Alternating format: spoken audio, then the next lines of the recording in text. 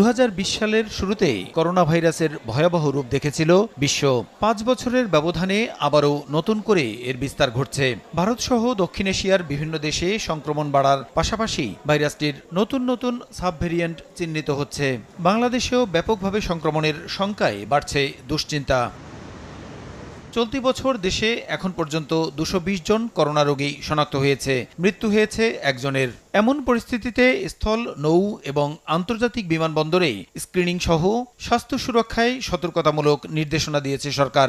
এছাড়া বিনা প্রয়োজনে বিদেশ ভ্রমণ ত্যাগ ও মাস্ক পরা সহ বিভিন্ন পরামর্শ দিচ্ছে স্বাস্থ্য অধিদপ্তর। এদিকে বিভিন্ন মেডিকেল কলেজ ও জেলা হাসপাতালে করোনা পরীক্ষা করতে বৃহস্পতিবার থেকে শনাক্তকরণ কিট বিতরণ শুরু হয়েছে। জেলা পর্যায়ে বিতরণের পর বর্তমানে মাত্র 14 লাখ টিকা মজুত রয়েছে বলে জানান স্বাস্থ্য অধিদপ্তরের সংক্রামক রোগ নিয়ন্ত্রণ শাখার লাইন ডিরেক্টর। ঢাকা শহরের হসপিটালগুলো আর মেডিকেল কলেজ হসপিটালগুলো আরটিপিসিআর কিট দিচ্ছি। 17,20,000 টিকার মতো সারা সিভিল সার্জনে পাঠিয়ে দিচ্ছি।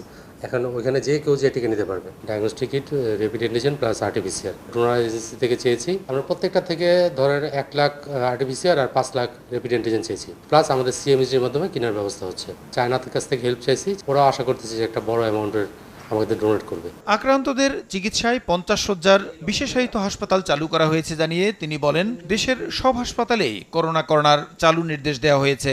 ডিএনসিতে 50 বেড কোভিডের জন্য আলাদা ডেডিকেট করে রেডি রাখা হয়েছে, ইনক্লুডিং 15 বেডের আইসিইউ। প্রতিটা মেডিকেল কলেজ, হাসপাতাল প্লাস ইনস্টিটিউটে আলাদা করে করোনার জন্য বেড ডেডিকেট করার জন্য বলা হয়েছে।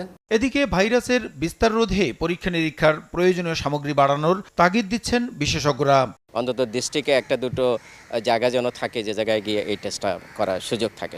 টেস্টের জন্য যে সমস্ত রিয়েজেন্ট বা যে সমস্ত প্রস্তুতি, সেগুলোর আমাদের প্রস্তুতি থাকতে হবে। পেনিক গ্রো করা যাবে না, কারণ স্কুল কলেজগুলোতে সতর্ক থাকতে হবে, কিন্তু কোনোভাবে স্কুল কলেজ বা শিক্ষা প্রতিষ্ঠান বন্ধের মতো হটকারী সিদ্ধান্ত যেন না হয়। মহামারী এই ভাইরাসের সংক্রমণ নিয়ন্ত্রণে সরকারি নির্দেশনা মেনে চলতে এখন থেকেই জনসচেতনতা সৃষ্টির উপর জোর দেন তারা। সব ধরনের সতর্ক থাকা উচিত। প্রসূন আশিস, সময় সংবাদ, ঢাকা।